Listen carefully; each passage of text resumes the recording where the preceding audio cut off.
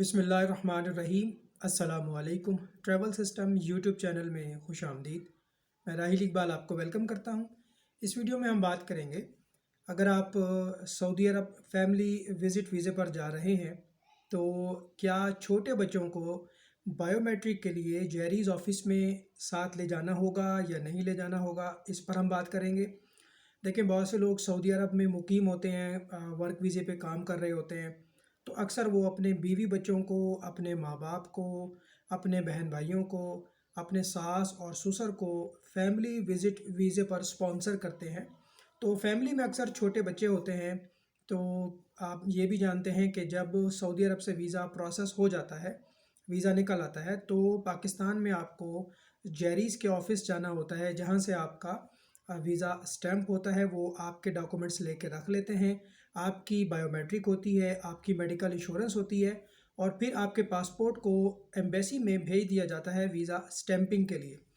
याद रखें कि अगर आप फैमिली में हैं, यानी अगर कोई शख्स अपनी बीवी और बच्चों को बुला रहा है और बच्चों की उम्र जो है वो 6 साल से कम है, तो आप अपने बच्चों को बेशक साथ ना लेकर जाएं, क्योंकि अगर बच्चे की उम्र 6 साल से कम है तो उसकी बायोमेट्रिक नहीं होती। और अगर बच्चे की उम्र 6 साल है या 6 साल से ज़्यादा है तो फिर आपके बच्चे की बायोमेट्रिक होगी। ठीक है। और आप मेरा व्हाट्सएप का नंबर भी नोट फरमा लें। अगर आप जेरिस की अपॉइंटमेंट करवाना चाहते हैं तो आप हमसे रब्ता कर लें, हम आपको अपॉइंटमेंट जो है वो बना कर देंगे। अपॉइंटमेंट लेकर आपने जाना है। अगर आप बगैर अपॉइंटमेंट के जाएंगे तो वहाँ पर पहले ही बहुत ज़्यादा रश होता है। तो जिनके पास अपॉइंटमेंट्स होती हैं उनको एंटरटेन किया जाता है, उनको डील किया जाता है, और जिनके पास अपॉइंटमेंट्स नहीं होती उनको फिर आगे किसी और डेट को बुलाया जाता है। तो आने जाने की जो मुसाफत है, जो आपने सफ़र करना है, तो बेहतर ये होता है कि आप अपॉइंटमेंट करवा कर जाएँ। मेरा व्हाट्सएप का नंबर है 0305 405 1144, 0305 405 1144। अगर आप अपने बीवी और बच्चों को बुला रहे हैं तो आपको कौन से डॉक्यूमेंट्स चाहिए? एक आपका होता है कंप्यूटराइज निकाहनामा, जिसको MRC कहते हैं। MRC ये यूनियन कौंसल से बनता है, जो आपकी यूनियन कौंसल है जहाँ पे आपका निकाह रजिस्टर्ड हुआ है, जो आपका निकाह ख्वाह है, रजिस्ट्रार है। आमतौर पे ये लड़की वालों की तरफ से होता है। जब दूल्हा बारात लेके जाता है तो लड़की जहाँ पे रहती है उस इलाके का जो निकाह ख्वाह होता है, जो काजी होता है, जो रजिस्ट्रार होता है, वही उसी की यूनियन कौंसल में आपने जाना है। तो वो आपको computerise MRC marriage registration certificate बना कर देंगे। ठीक है। और एक आपका डॉक्यूमेंट बनेगा FRC फैमिली रजिस्ट्रेशन सर्टिफिकेट। आपने जो FRC निकलवाना है वो बाय मैरिज निकलवाना है। बाय मैरिज में आपके बच्चे और आपकी वाइफ, आपकी पूरी फैमिली का रिकॉर्ड आ जाएगा। ठीक है। अगर आप अपने अम्मी और अब्बू और बहन भाइयों को भी बुला रहे हैं तो आपने नादरा से FRC बाय बाय बर्थ आपने निकलवाना है। एक होता है FRC बाय मैरिज और एक होता है FRC by birth. By birth में आपके बहन भाई और आपके माँ बाप का रिकॉर्ड भी आ जाएगा। इसी तरह से अगर आप अपने सास और ससुर को बुला रहे हैं तो जो आपकी वाइफ है वो अपना बाय मैरिज FRC भी निकलवाएगी।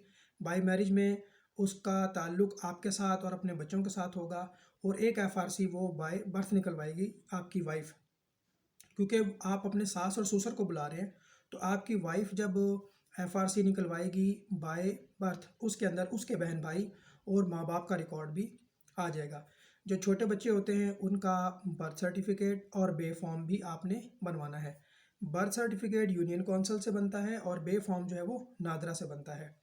अब ये कितने डॉक्यूमेंट हो गए? ये हो गए 4 डॉक्यूमेंट। नंबर 1 बच्चे का बर्थ सर्टिफिकेट, बच्चे का बे फॉर्म, FRC और MRC। ये सारे डॉक्यूमेंट्स आपने वजारत खारजा के ऑफिस से अटेस्ट करवाने हैं, यानी कि मूफा से, मिनिस्ट्री ऑफ फॉरेन अफेयर से अटेस्ट करवाने हैं। अगर आपकी फैमिली का कोई बंदा ब्लड रिलेटिव हो तो वो खुद जाकर भी करवा सकता है।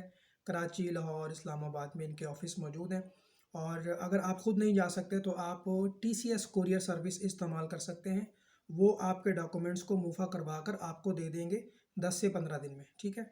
आप जैसे हम लोग तो TCS की सर्विसेज यूज़ करते हैं, आप चाहें तो लेपर्ड कोरियर सर्विस की यूज़ कर लें, TCS यूज़ कर लें, जैसे आपको ठीक लगे।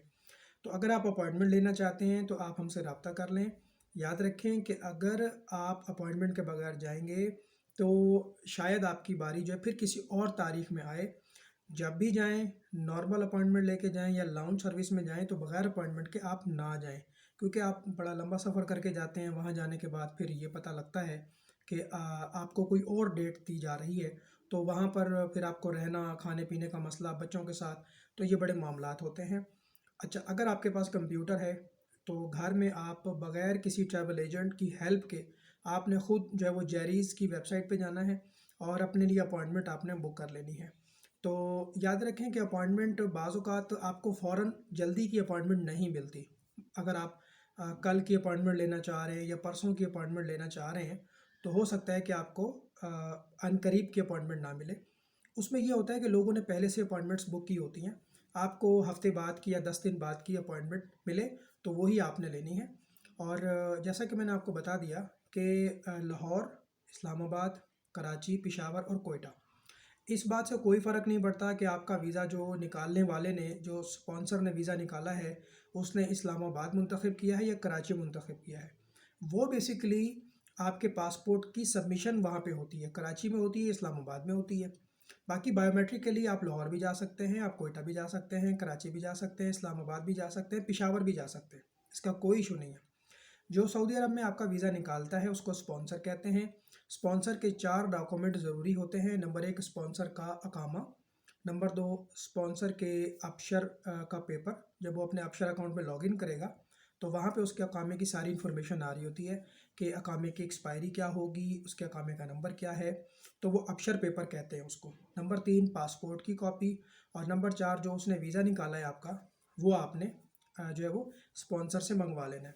ये 4 डॉक्यूमेंट स्पॉन्सर के चाहिए और आपका ओरिजिनल पासपोर्ट, आपका ओरिजिनल एनआईसी, 4 तस्वीरें ब्लू बैकग्राउंड वाली, और बच्चों को साथ लेके जाना चाहें आपकी मर्ज़ी है ले जाएं, लेकिन 6 साल से छोटे बच्चों की बायोमेट्रिक नहीं होती। जितनी ज़्यादा उम्र होगी आपकी तो मेडिकल इंश्योरेंस आपकी उतनी ही ज़्यादा महंगी बनेगी।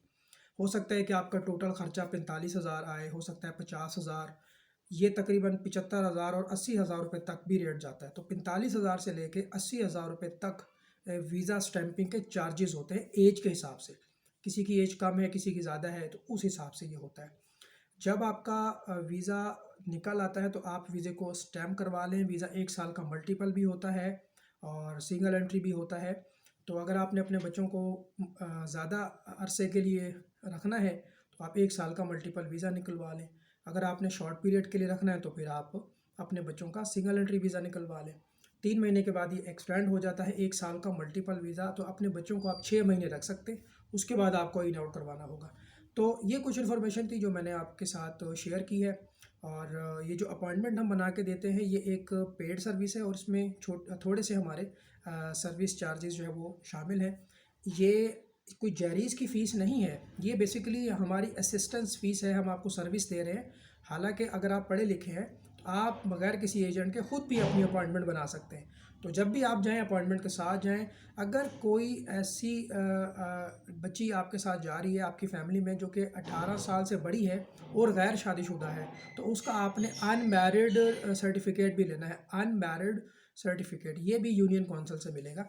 इसके लिए मैंने एक अलग से वीडियो बनाया अपने चैनल में कि गैर शादीशुदा बहन जो है वो कैसे जाएगी, ठीक है। तो उसके लिए आपने 50-50 रुपये के 3 स्टाम्प पेपर लेने होते हैं। उसको फिर जो है वो ओथ कमिश्नर से अटेस्ट करवाना होता है, वो उसको मार्क करता है यूनियन कौंसिल के जनरल सेक्रेटरी को, वो फिर उसको अटेस्ट करते हैं, तस्दीक करते हैं, फिर उसको अपने मुफा करवाना है, ठीक है। अगर कोई बहन है, किसी को तलाक हो चुकी है और उसका भाई उसको बुला रहा है तो उसके लिए जो है वो जो डाइवोर्स सर्टिफिकेट होता है वो भी यूनियन कौंसिल वाले बना के देंगे आपको।